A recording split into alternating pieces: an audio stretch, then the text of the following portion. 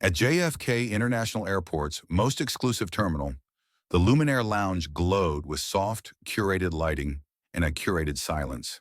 It wasn't just a place to wait for flights. It was a sanctuary for the elite, the powerful, and those who believed they were born to occupy first class. Amid murmurs of IPOs and weekend homes in Martha's Vineyard, two women stood out not for their flash, but for their quiet command of space. Avery and Brielle Monroe, 27-year-old identical twins, sat side by side dressed in matching camel-toned cashmere joggers and crisp white sneakers, sipping on still water while reviewing the final version of their presentation. These were not women who stumbled into luxury, they built their way into it. Their startup Link, a revolutionary fintech platform aimed at educating underserved communities on wealth building and investment strategies, had quickly become a rising star in the industry. Their invitation to speak at the World Innovation Summit in London was both a milestone and a validation, proof that brilliant strategy and grit could open any door, even ones historically closed to people who looked like them. But as their boarding time neared, that sense of earned comfort was abruptly challenged. Enter Eleanor Whitford, a platinum status frequent flyer in her late 50s, dripping in designer logos and unspoken entitlement. She didn't greet the twins, she looked through them. With a tone that had sharpened over decades of getting her way, she demanded that the twins relinquish their seats in first class so she could sit next to her husband. It wasn't a request. It was a statement, wrapped in perfume and prejudice. She didn't need to say why she thought her presence in row one was more justified. Her tone, her posture, her choice of words, those girls did it for her. Avery, ever the composed diplomat, replied with calm restraint. But it was Brielle who made the first real move, not by raising her voice, but by quietly reaching for her phone. She dialed a number that would change the entire atmosphere in that lounge. What Eleanor didn't know, and what she would soon regret not asking, was that the twins' father, Preston Monroe, was not only an executive, he was the executive chairman of Halcyon Global Holdings, the majority stakeholder in the very airline she had weaponized against them. This wasn't just about seats anymore. It was about who gets to feel entitled and who gets questioned, even when they've earned everything they have. In this moment, the clash wasn't just between three passengers. It was between two Americas, one built on legacy and assumption, the other on merit and resilience. And for the first time, the latter wasn't going to back down. The lounge, once filled with the ambient hum of wealth and entitlement, fell into an eerie stillness. Eleanor Whitford, still unaware of the storm she was conjuring, continued her tirade. Her tone sharpened, her condescension thicker with each syllable. "I don't want to cause a scene," she said, making a scene, "but I've been a Platinum Elite member for over a decade. I've spent hundreds of thousands with this airline. You're really going to prioritize them over someone like me?" Her hand gestured vaguely toward Avery and Brielle, as if they were props in the background of her world. That single word, "them," hung in the air like the scent of something rotten. It wasn't just classist. It was coded. It was the type of word that had been used for generations to justify exclusion, to maintain a status quo rooted in legacy over merit. Tom, the flustered gate agent, shifted uncomfortably. He knew what she was implying, and yet, conditioned by a system that rewarded appeasement of the loudest customer, he turned to the twins with pleading eyes. "Ladies, I completely understand your concern." He began carefully, "but Mrs. Whitford is one of our most valued clients. If you'd be willing to accept a $500 travel voucher, we can reseat you in business class with extra legroom." The words died as Brielle let out a short, incredulous laugh. Not out of humor, but disbelief. "You're offering us vouchers," she said slowly, her voice calm but lethal, "to step down from seats we paid for. To make room for someone who simply doesn't like that. We're sitting in first class." Tom opened his mouth, then closed it again. Eleanor crossed her arms. "Young lady, there's no need for that tone." "No need for your tone either," Brielle shot back. And yet here we are. Susan, the lounge supervisor, arrived in the middle of the standoff. She was brisk in her 40s, and her crisp uniform spoke of order and professionalism. "Is there an issue here?" Eleanor wasted no time painting herself as the victim, exaggerating a family emergency, her husband's inability to fly alone, and the insensitivity of the twins. It was an Oscar-worthy performance if the award was for shameless privilege. Susan turned to her junior colleague. "Tom, what does the seating system say?" "Seats 1A and 1B," he confirmed, "are booked and confirmed under Miss Avery Monroe and Miss Brielle Monroe." Mrs. Whitford is confirmed in 90 business class. Susan gave a nod. Then the seating stands. But Eleanor wasn't finished. Her voice dropped to a venomous hiss just loud enough to be overheard. Let me guess, she sneered. This is about meeting some diversity quota. And it looks great on your brochure, 2 black girls up front. How very progressive. The atmosphere curdled instantly. A gasp escaped from a passenger seated nearby. Tom turned away. Susan's expression froze. The twins sat motionless, stunned not by the insult itself, but by the casual, calculated ease with which it was delivered. As if their entire identity, their success, their presence could be reduced to PR window dressing. Susan stepped forward.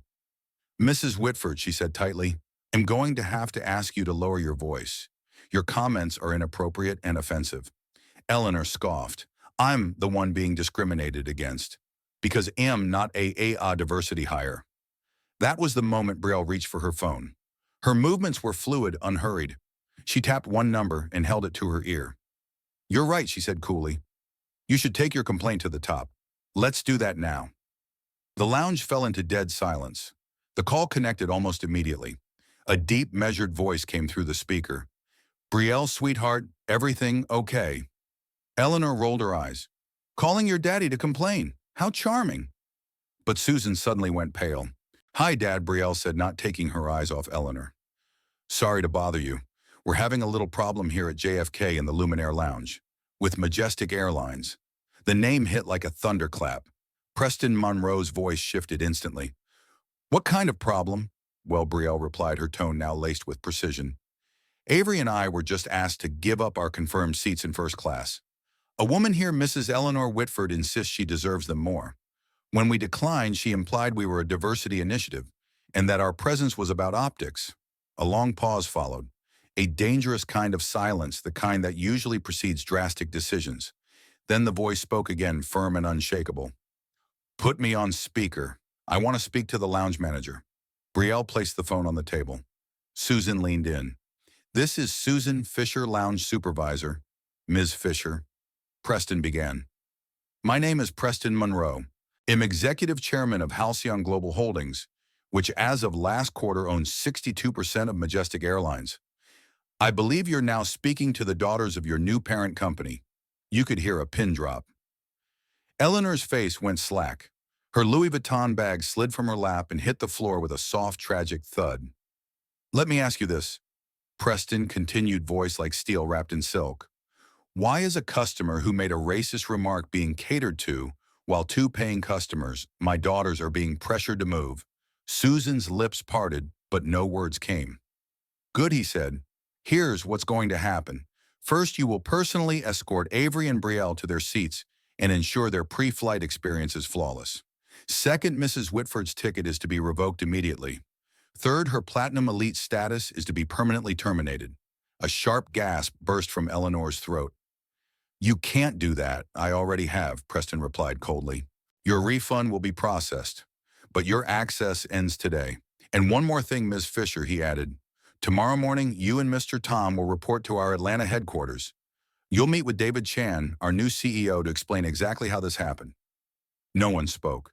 The damage had already begun. Eleanor looked around, hoping anyone would come to her defense. But all she saw were turned heads and phones being silently lowered onto tables. She stood slowly, her expression empty. The performance had ended, and she was no longer the lead. Susan turned to the Monroe sisters, her voice now measured with deep respect. Miss Monroe, I apologize for everything. You tried, Avery replied. That's more than most. But I didn't do enough, Susan admitted. I promise that's going to change. And in that moment, in a lounge built to preserve legacy power, the legacy shifted. By the time Eleanor Whitford was escorted out of the Luminaire Lounge by a junior associate, her $4,000 handbag dangling limply from one hand and her dignity shattered beyond repair, the ripple effects of her entitlement had already begun to build into a tidal wave. She didn't make a scene this time. The fire in her voice had been replaced by the stunned silence of someone who had just watched her illusion of invincibility disintegrate in real time. She didn't look at Avery or Brielle Monroe. She couldn't.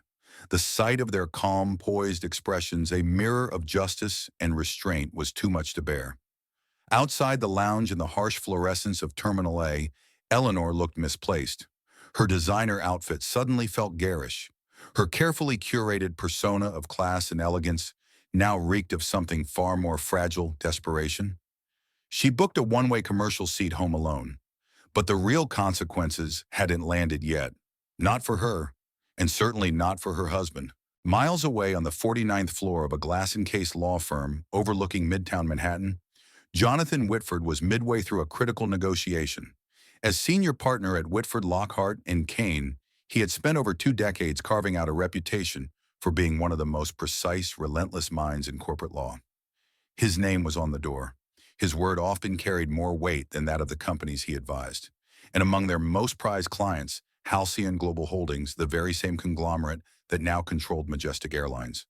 As Jonathan reviewed a merger clause for a $900 million tech acquisition, his secretary Eleanor, ironically sharing his wife's name, but bearing none of her volatility, entered his office unannounced. She never interrupted. It wasn't protocol.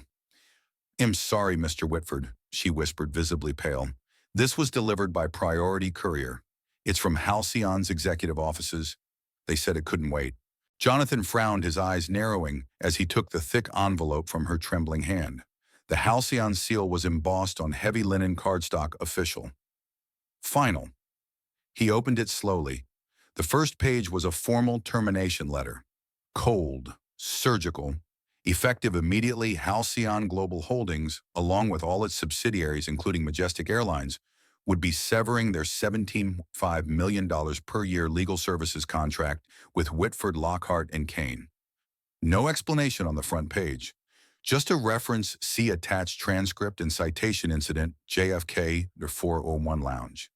His throat dried. He flipped to the second document, a verbatim transcript of the confrontation in the VIP lounge.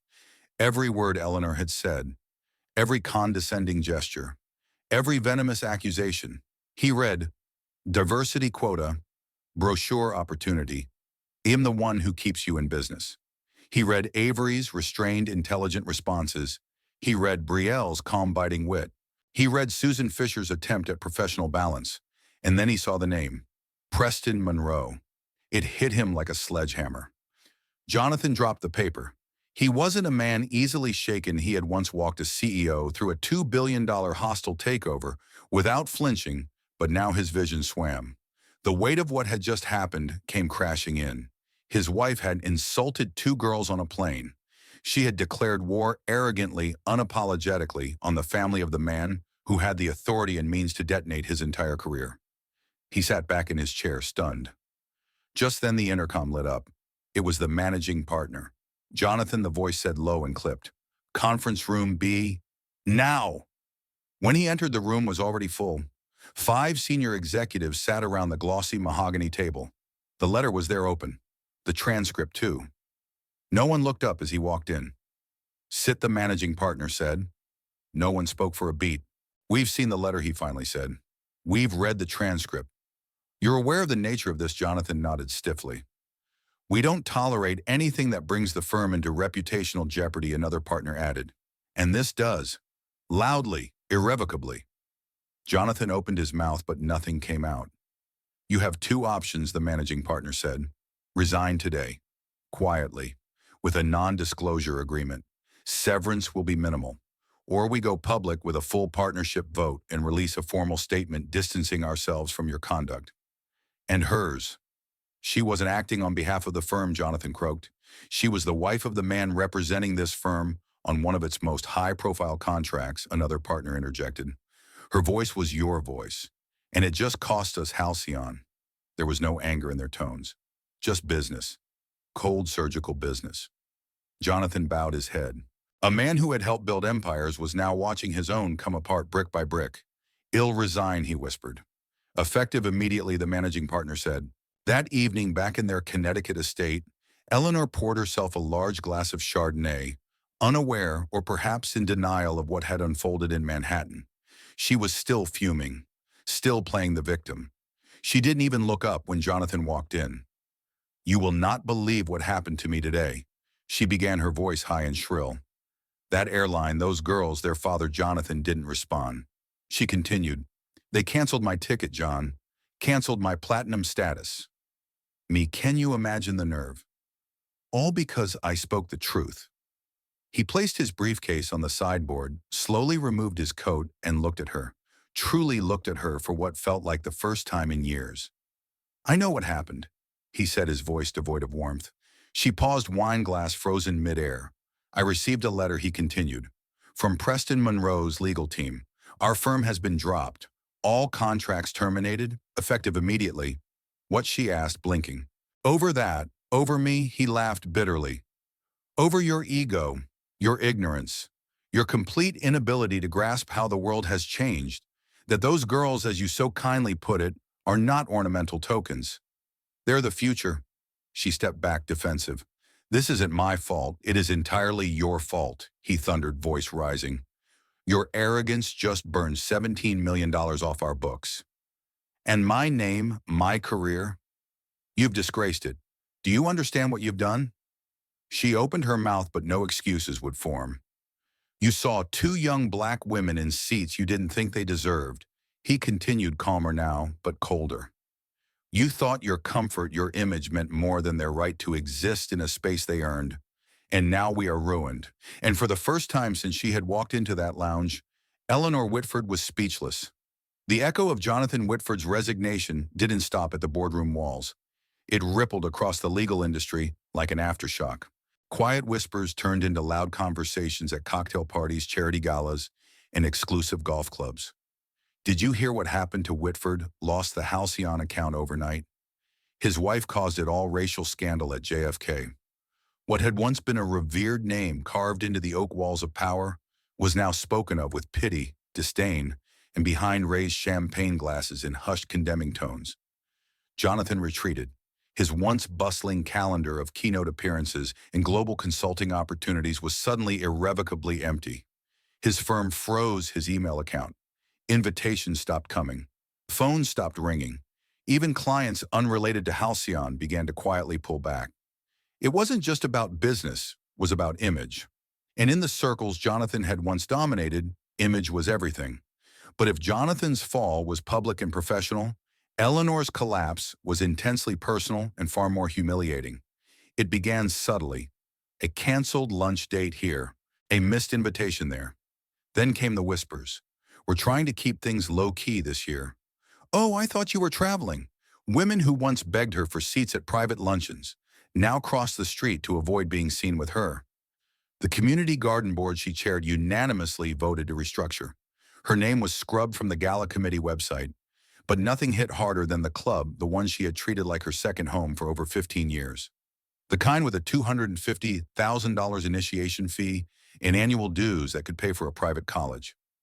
One morning, Eleanor arrived for her usual Saturday brunch, only to be met by the club's manager standing stiff at the door.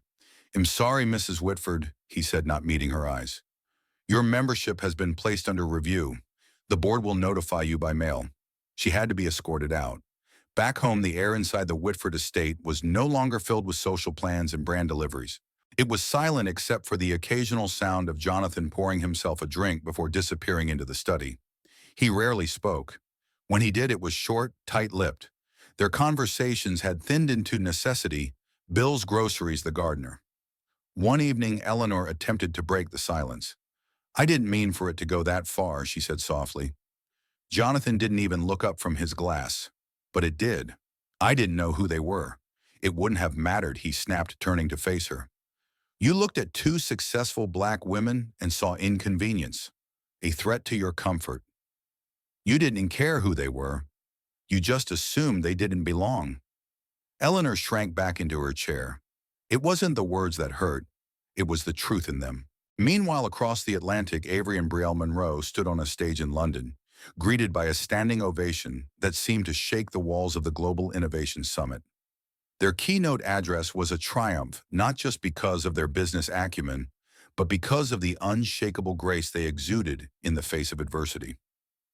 Their presentation, Democratizing Wealth. The future of financial equity was electrifying. They spoke not as victims of discrimination, but as architects of the future, blending data, lived experience and visionary strategy into one seamless, unapologetic call to action. They weren't just speaking about change.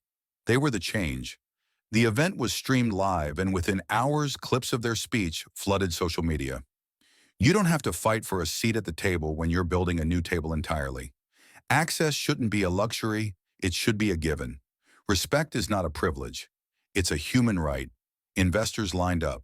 International press flooded their inboxes. Forbes ran a headline, "The future of fintech is female and fearless." But the highlight came not from the applause nor the investor interest, but from the quiet conversation backstage. A representative from Halcyon Global's philanthropic arm approached them with a formal proposal. After witnessing your resilience and clarity under pressure, Mr. Monroe and Mr. Chan have authorized the creation of a $10 million fund in your name, the Monroe Initiative for Emerging Visionaries. We want you both to serve as board advisors and help identify the next generation of world-changing innovators, especially women and people of color. Avery was speechless. Brielle blinked, barely able to register the words. That wasn't all. We're also launching a new Majestic Airlines campaign, the new face of first class. It's not just marketing, it's a message. You two will be the lead image. They handed the twins a sleek portfolio. Inside, a full-color mock-up of the campaign gleamed. It featured Avery and Brielle in their seats 1A and 1B, captured candidly laughing over a laptop with glasses of champagne resting on polished wood. Their eyes gleamed with intelligence. Their posture radiated control, calm, and authenticity. Beneath the photo, the tagline read, "Majestic Airlines. The journey is yours. The seat is earned." It was a perfect, poetic, full-circle moment. Eleanor's sneer about being diversity hires for a brochure had become reality, except it wasn't a token gesture. It was a movement. It was truth on billboards. The ad ran in every major U.S. city, LAX, O'Hare, LaGuardia, Times Square, the covers of in-flight magazines, Forbes' Fast Company, the Wall Street Journal. Avery and Brielle were no longer just founders. They were icons of what the future should look like. And back in Greenwich, Connecticut, in a cold and dimly lit living room, Jonathan and Eleanor Whitford couldn't escape it. Not on the TV, not in the newspaper, not even on the side of a bus that passed Eleanor's favorite calf, the one that had quietly stopped serving her.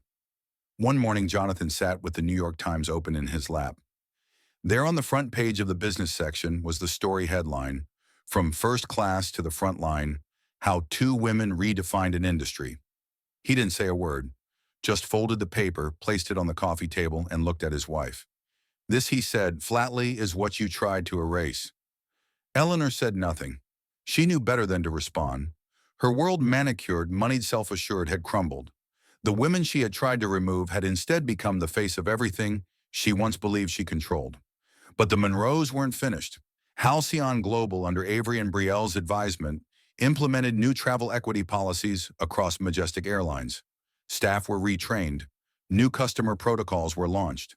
A mandatory anti-bias initiative was rolled out in partnership with leading civil rights experts. And at the center of every training module, the lounge incident at JFK, with full audio, full transcript, full consequences. Susan Fisher, the lounge manager who had stood her ground, was promoted to Director of Global Guest Experience. She now oversaw a network of VIP lounges across 5 continents, tasked with rewriting the culture from the ground up. As for Tom, the gate agent, who had faltered, he spent a year working as a logistics dispatcher at a partner trucking company under intense mentorship. 1 year later, he reapplied for a role in Majestic's cargo division and was welcomed back, humbled, better trained, and determined to do it right. Karma hadn't just come for the guilty. It had rewarded the just. And in the end, this wasn't just a story about 2 women who refused to give up their seats. It was a story about reclaiming space, reclaiming power, reclaiming the right to belong, not quietly, not apologetically, but boldly. Avery and Brielle Monroe didn't just stand up for themselves. They stood up for everyone who'd ever been told to shrink, to move, to disappear. And they did it without shouting. They did it with presence. What began as a confrontation in an airport lounge had now become a case study in corporate transformation and social reckoning. Majestic Airlines, once an aging symbol of luxury designed for a narrow few, had become the epicenter of a cultural shift that was being felt far beyond the aviation industry. At the heart of this seismic change were two women who had never asked to be heroes. They had only asked to be respected. But Avery and Brielle Monroe were no longer just tech founders or keynote speakers. They were symbols, proof that integrity, intelligence, and composure could rewrite the rules even when the game had been rigged for decades. Within weeks of the lounge incident going viral, Halcyon Global Holdings, the parent company behind Majestic Airlines, issued a formal public address. Preston Monroe, flanked by CEO David Chan, and the Monroe sisters themselves, stepped onto a minimalist stage set against a backdrop of deep navy and silver. He spoke plainly. Majestic Airlines is not just an airline. It's a promise. And that promise for too long has been kept only to those who fit a very narrow image of who belongs in first class. That ends now. The audience, composed of global press, travel industry CEOs, and civic leaders, listened in stunned silence. What happened in that lounge wasn't an anomaly. It was a reflection. And we as an industry have looked away from that reflection for far too long. Then he handed the stage to Avery and Brielle. Their message was clear, calm, and unshakable. We're not here to destroy anyone. We're here to build something better, Brielle said. Access is not a threat. Diversity is not a disruption, Avery added. It's strength, it's clarity, and it's the only way forward. That press conference marked the launch of the Horizon Initiative, Majestic's comprehensive global strategy to embed equity, transparency, and dignity into every level of its operation. The reforms came fast and far-reaching. All Majestic staff, from check-in clerks to flight attendants to executives, were required to complete a 48-hour anti-bias and ethical response training led by experts from universities and civil rights organizations. A new passenger equity charter was posted at every check-in counter and lounge entrance, declaring, "Every seat earned is a seat respected.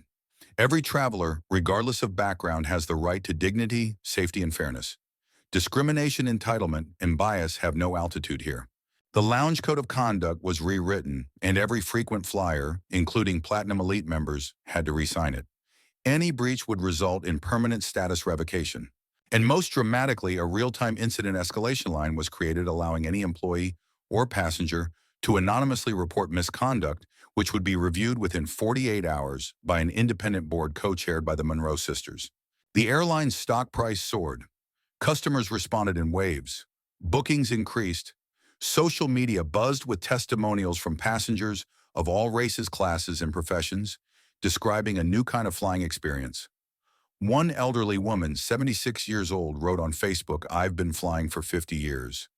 This was the first time I was greeted by name-offered assistance without asking, and seated next to a young man who told me he started flying Majestic because of the Monroe sisters."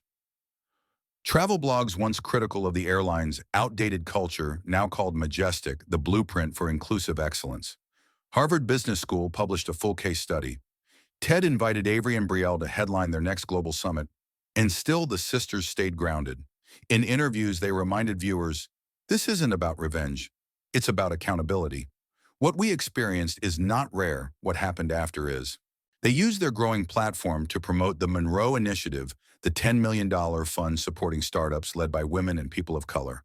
Applications flooded in. Within the first quarter, 12 companies received grants ranging from tech solutions for food insecurity to AI-driven platforms fighting elder fraud. Avery and Brielle didn't just mentor, they invested, shaped, and followed up. Their philosophy was clear. Representation without redistribution is decoration. Back in the United States, other companies took notice. Airlines such as North Star, Air Polaris Aviation, and Orion Jet began consulting with Majestic's team. Hospitality brands, luxury cruise lines, and private clubs reached out not just for PR guidance, but to avoid becoming the next Eleanor Whitford incident. And speaking of Eleanor, her world had collapsed so quietly it almost didn't make a sound. The invitations stopped. The committees dissolved. Her stylist politely declined to renew her booking. Former acquaintances mumbled apologies in public, then turned away. The real blow came when her name surfaced again, but this time as a keyword in HR onboarding seminars across 3 industries. The phrase "don't be an Eleanor" had become corporate shorthand for unchecked privilege and public disgrace. At home, things were even colder. Jonathan Whitford, no longer partner, no longer respected, spent his mornings pacing the backyard in silence. The silence between him and Eleanor was no longer hostile, it was hollow. A vacuum where ambition, pride, and marriage had once lived. And she knew it. Eleanor could see it every time she walked past the mirror that she had become a cautionary tale. But she wasn't the only one forced to evolve. Inside the leadership suite at Halcyon Global CEO David Chan sat in his minimalist office watching the morning news and interview with Avery and Brielle at Davos. He smiled, not the smile of PR success, but of something deeper. He called in Susan Fisher. Now promoted to Global Director of Guest Experience, Susan had spent the last 8 months overseeing lounge redesigns, updating service standards, and mentoring regional managers. The woman who once froze in front of Eleanor had become a force of reform. Time for the next phase, Chan said. We're going international. Majestic announced its partnership with UNESCO to develop an airline-backed scholarship fund for displaced youth pursuing degrees in aviation, hospitality, or public policy. The initiative would be co-branded by the Monroe Sisters Foundation, now a certified nonprofit. CNN called it a masterclass in redemption, in reinvention, in rewriting who gets to lead. But for Avery and Brielle, the journey was still unfolding. They had offers on the table, board seats, book deals, even a streaming series pitch. But what mattered most wasn't the spotlight. It was legacy. Power isn't how loudly you speak, Brielle once said on stage. It's how deeply your silence resonates. And Justice Avery added, justice doesn't knock. It walks in when the door's left open too long. As the one-year anniversary of the JFK lounge incident approached, Majestic Airlines announced a commemorative campaign, not to relive the past, but to remind the world how fast the future can change. A new slogan was unveiled, not just first class, first principles. And across a billboard in Times Square, the image returned Avery and Brielle in their seats smiling, not because they had won something, but because they had rebuilt it. And somewhere in a quiet suburb where the drapes remained shut more days than not, Eleanor Whitford sat alone at her kitchen table. No makeup, no status, no schedule. She picked up a magazine. The cover read, The 50 Most Powerful Women Redefining Global Leadership. At the top, Avery Monroe. Right beneath her, Brielle. Eleanor paused. She didn't tear the cover off. She didn't throw the magazine. She read it, every word, for the first time, not with bitterness, but with the creeping realization that maybe the world she had fought to preserve didn't deserve to be preserved at all. Exactly 1 year to the day after the lounge incident at JFK, the doors of Majestic Airlines' newly renovated Luminaire Lounge reopened to the public. The event was modest yet momentous. Gone were the velvet ropes that once symbolized exclusion.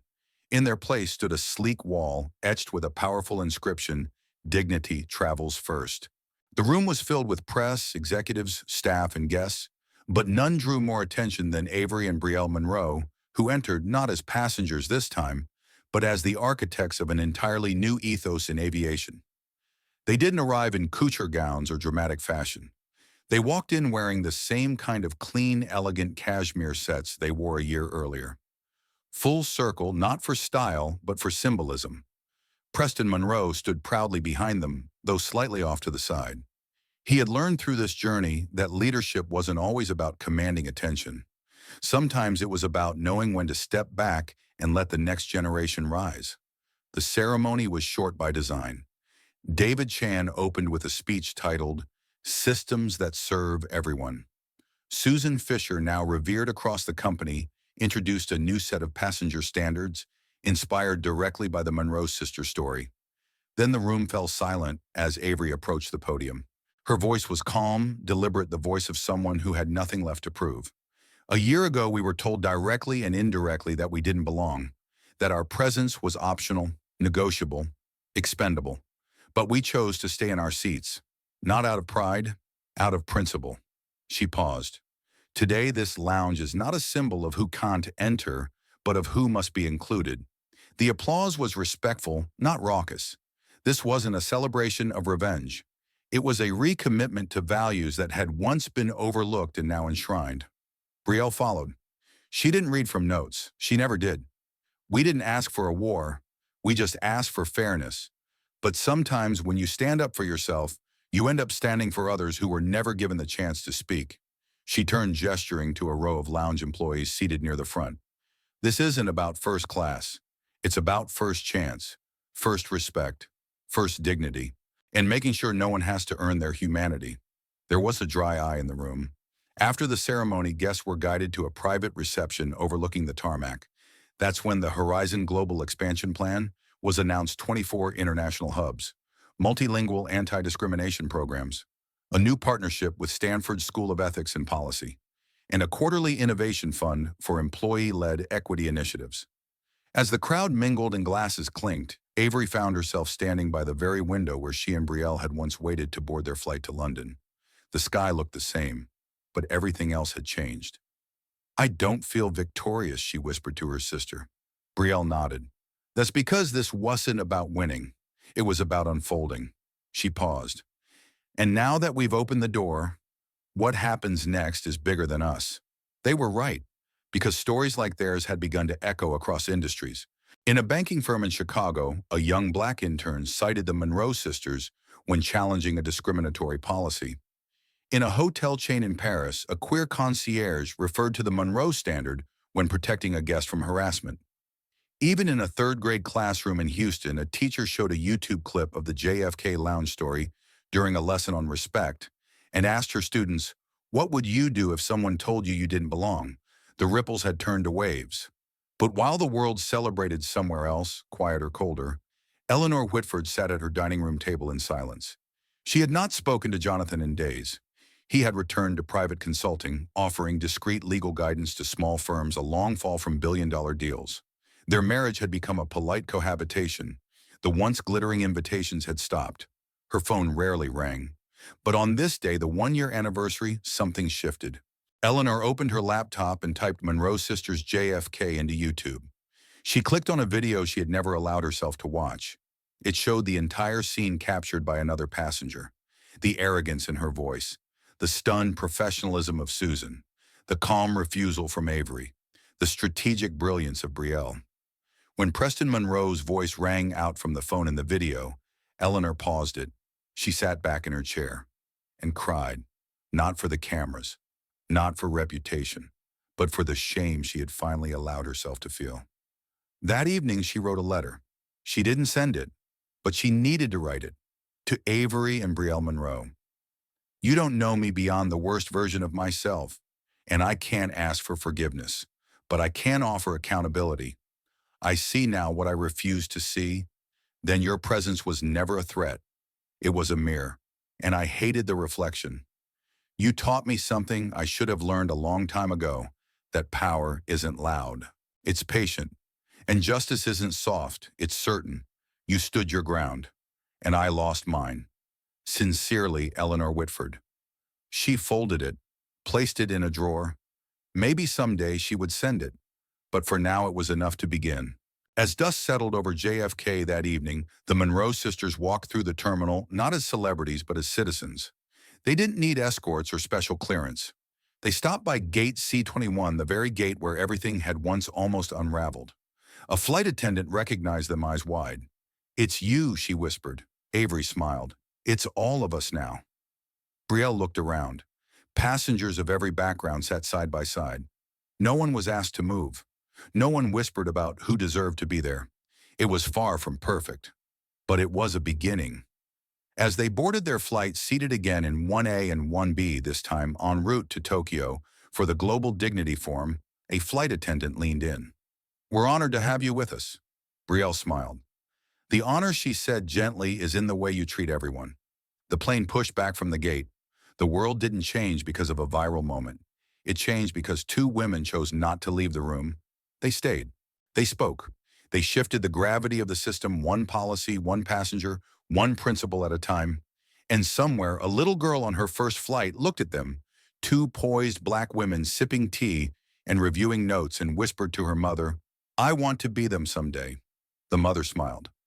"You already are, because the most powerful journeys don't start on runways. They start in moments. When someone decides, 'I belong here.' There are moments in life that feel small at first, an argument, a rude comment, a misplaced assumption. But sometimes those moments are not small at all.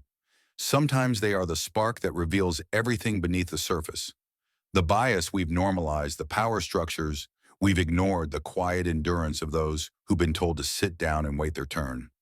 At Gate C21, inside a first-class lounge built for whispers and wealth, two women were asked to give up more than just their seats. They were asked to surrender their place in the world, but Avery and Brielle Monroe didn't raise their voices. They didn't fight fire with fire. They simply stood their ground with calm intelligence and dignity. And because they did, the world shifted. What happened next was not revenge. It was reckoning. A reminder that entitlement has a cost, and sometimes karma has a corporate letterhead. The fall of the Whitfords wasn't scripted drama. It was the natural consequence of unchecked arrogance meeting immovable truth. And the rise of the Monroe sisters, that wasn't luck. It was long overdue. But more importantly, this story isn't just about one plane, or one company, or one racist remark caught on camera. It's about who gets to belong and who gets believed. It's about the quiet power of choosing not to move when you've earned your place. It's about the realization that the true mark of leadership isn't how you treat the powerful, it's how you protect the powerless. Majestic Airlines could have apologized, issued a press release, and moved on. But instead, under the guidance of Avery Brielle and leaders with vision, they rewrote their foundation. They turned a PR nightmare into a blueprint for reform. They proved that justice is just reactive, but can be proactive. It can be policy. It can be embedded into the very fabric of how we treat one another. And in doing so, they inspired more than just an airline. They inspired a movement. 1 year later, classrooms, boardrooms, and break rooms across the country were echoing the same words: this seat wasn't given. It was earned. Because dignity, like flight, is not a privilege reserved for the few. It is a right that must be honored, protected, and defended. And as for Eleanor Whitford, her name will not be remembered in the history of progress. But her mistake will serve as a warning that silence in the face of prejudice is complicity, and that status without humility is a house built on sand. Avery and Brielle didn't just survive the moment. They reframed the story. They proved that justice doesn't need a spotlight, only a voice that won't tremble. So the next time you're told to give up your seat, to step aside, to quiet down, remember their story. Because standing your ground isn't about ego. It's about legacy. And in this story, two young women didn't just earn their seats. They built the runway for others to follow. In life, there are moments when silence speaks louder than outrage, and dignity carries more weight than anger. The story of Avery and Brielle Monroe reminds us that standing your ground with grace can dismantle systems built on privilege and prejudice. It teaches us that real power doesn't come from titles or money, but from character, courage, and truth. For older generations who have witnessed decades of struggle and progress, this story is a reminder that the fight for fairness is never truly over, and that sometimes the next great act of justice comes not from courts or campaigns, but from ordinary people refusing to be moved when they've earned their place. It's also a call to listen to those who've been silenced, overlooked, or underestimated, and to recognize that change begins when we stop excusing bad behavior, no matter how well-dressed it appears. Whether in a lounge, a courtroom, or a family room, the lesson is clear. Respect is not a courtesy, it's a right. And when we honor that truth, we build a world worthy of the generations yet to come. If Avery and Brielle's story moved you, if you believe that strength doesn't always shout, but stands firm in silence, if you've ever witnessed someone being told they didn't belong and wished you had spoken up, then now's your chance. Let's show the world that dignity still matters. Let's honor those who rise without revenge, who lead without permission, and who change the world not through force, but by simply refusing to back down. Leave a comment below and share your thoughts. What would you have done in their place? Have you ever seen unfairness in your own life or community? And if you believe Avery and Brielle stood for something bigger than themselves, comment the number 1 down below to show your support. Together we amplify their voices and we carry their message forward. Because sometimes the most powerful revolution starts with someone refusing to give up their seat.